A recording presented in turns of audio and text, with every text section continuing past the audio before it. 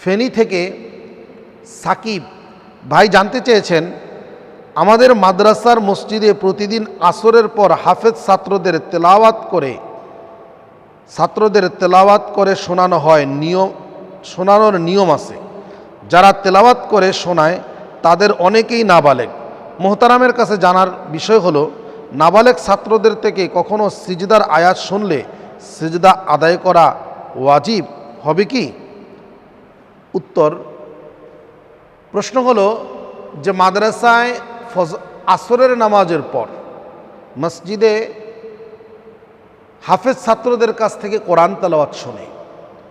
অনেক সময় দেখা যায় নাবালেগ ছাত্ররা কোরআন তেলাওয়াত করতেছে, সেজদার আয়াত পড়তেছে। এখন প্রশ্ন যেটা এসেছে যে নাবালেগ ছেলেদের কাছ থেকে যদি সেজদার আয়াত শোনা হয় তাহলে কি সেজদা দেওয়া ওয়াজিব কিনা? হ্যাঁ ভাই, যদি কোনো নাবালেগ ছেলে কোরআন তেলাওয়াত করতে গিয়ে সেজদার আয়াত পড়ে, যদিও সেজদার আয়াত পড়ার কারণে নাবালক ছেলের উপরে সেজদা ওয়াজিব হয়নি, কিন্তু আপনি সাবালেগ হওয়ার কারণে আপনি সেজদার আয়াত শুনলে আপনার উপরে সেজদা ওয়াজিব হয়ে যায়। অতএব নাবালেগ ছেলেও যদি কোরআন তেলাওয়াত করে আর সেটা যদি সেজদার আয়াত হয়, যারা শুনবে তারা যদি সাবালেগ হয় তাদের উপরে সেজদা দেওয়া ওয়াজিব হয়ে যায়। আশা করি প্রশ্নের উত্তরটা পেয়েছেন।